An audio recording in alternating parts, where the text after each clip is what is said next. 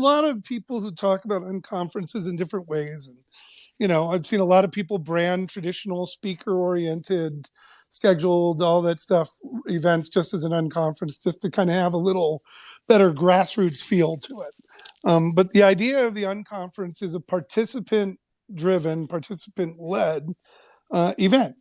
And it's actually based on technology from this gentleman, Harrison Owen, who I was very fortunate to interview once in Potomac, Maryland. Um, and I got all sorts of stories about the beginning of this stuff from the beginning, where, like, basically at one time where they used this format of the event.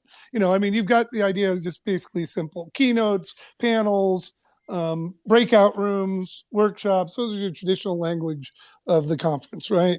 Well, the open space is literally that. It's about opening of a space and allowing whatever is about to happen to happen.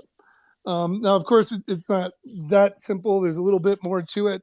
The biggest point being the intentionality of the invitation and the energy that we bring into it to shape what is it that we're talking about? Who is it that shows up, right? Because the invitation itself is something that's going to resonate with different people. So the idea here of Web 3.1 means a little bit of understanding of Web 3 and why the heck are these people going past to Web 3.1, and that's a whole other story we'll answer later. But let me explain what the unconference experience is like. With the open space, what happens is people come together after getting this invitation, and we basically set up a grid with a number of different rooms and different time slots. So very much like a regular conference schedule, right? Except that there's nothing programmed. In fact, actually, we're going to have a couple of things programmed because we had so many people who wanted to talk and so many really cool ideas, and other people who just wanted to do an unconference that we've allowed for a few of them to get pre-programmed. But anyways, that's a minor difference. But the point being is, if you have something that you want to talk about, a question, an issue, something to do with society. Certainly, there's issues around democracy to talk about right now. There's issues to talk about regulation.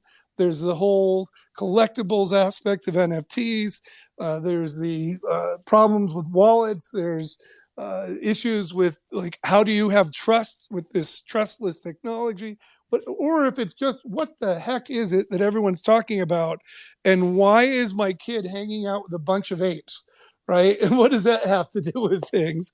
Whatever the question, whatever the issue, or whatever the idea, which is the real power comes in, because we have a couple of people who have some ideas that they're working on. One in particular who has a patent, and another one who's actually got the schema and almost a full white paper for a new piece of technology. But they're both looking for teams, for other startup co-founders, if you will, and people to join their projects, where they're able to basically pitch and say, I want to have a session to talk about this idea, to talk about my project, to discuss this societal problem that we're sharing. And then from there, people pretty much follow their own path and go to the different sessions throughout the day. And instead of having a PowerPoint, you have a conversation. And the idea there is that it would ideally be, although we're online, but ideally it's a conversation in the round where we're all seeing each other's faces, where we're all able to be in that same space together, and literally sharing breath, like prana, if we get into the spiritual energy side of this.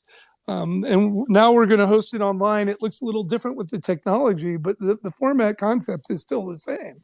It's intended to be group conversations. So maybe if we would, to make it a little bit more familiar, pretty much what you would get in a Zoom room with a bunch of people working together talking about the same issue. And so we've got all those room dynamics and what have you.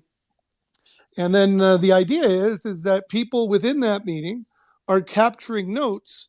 In our case now, it'll be in a shared Google Doc of what people are talking about, what people are sharing. And of course, since it's a Google Doc that's going to be open to everyone in the session, people can add their own thoughts into it if they're not able to speak it, or if you're not comfortable speaking up. So it gives a way for everyone really to participate and share that knowledge and their insights and their experiences together.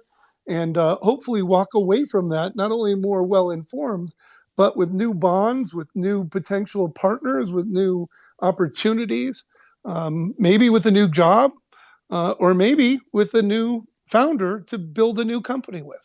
Or maybe it's just coming away with a better understanding or a new perspective on an old issue that's really been, dogging at you for years.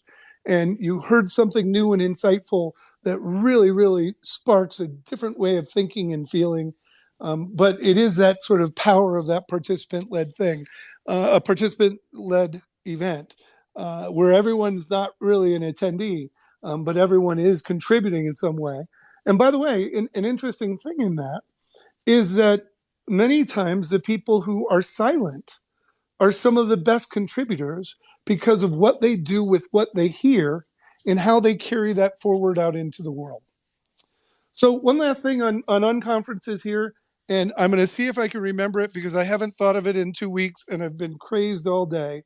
But they're generally kind of four, they're not rules or laws, but four kind of guidelines to the unconference. Let's see if I can get them in order now.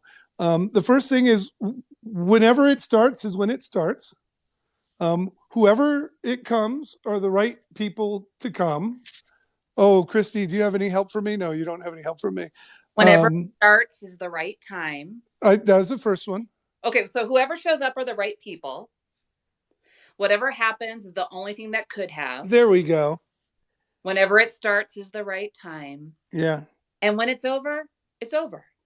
Yes. Or when it's over. That's Sorry. it. That's it. Yeah. All right. So let me do that again from the top. Thank you very much, Kristie. I appreciate that because I want to really convey it. And I don't have it in front of me because I'm actually away from my laptop for the first time in 12 hours today. And it feels good to just sit down. But whenever it starts is when it starts. Whoever comes are the right people to be there. Whatever happens is the only thing that could happen. And then whenever it's over is when it's over.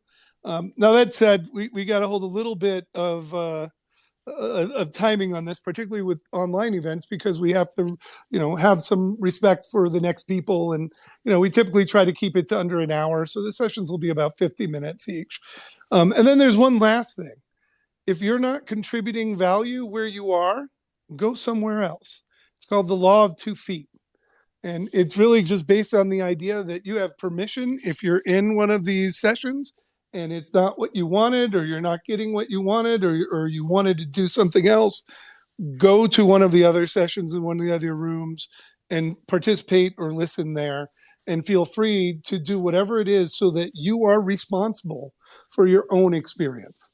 Well, can I add to that, Chris? Please, actually, go ahead. Just real quick. I think that part alone is probably one of the most important pieces of the Unconference, because it's setting the expectations for the day and what you're going to get out of it, right? Whereas a regular conference, you see the schedule, the speakers, you kind of have an idea, they know what they're talking about. And on conference, we're inviting anybody who's passionate about Web3, innovating, advocating, fixing, whatever that may be, to come together and talk about it. And I think that for everyone who attends in the Unconference, it's critical that you get out of it. You will get out of it what you put into it, right? You can sit there and just listen all day, and the hope is that you learn new things, you meet new people. As Chris said, maybe you find collaborators for your new project. But I think that part of, if you don't, or if you're not getting out of a session what you'd like to get out of it, go and find another session and learn. And it's not that session you were in was bad. It just wasn't giving you what you needed. And maybe what you need to do is actually then go back and raise your hand and say, I'd like to launch a session about this.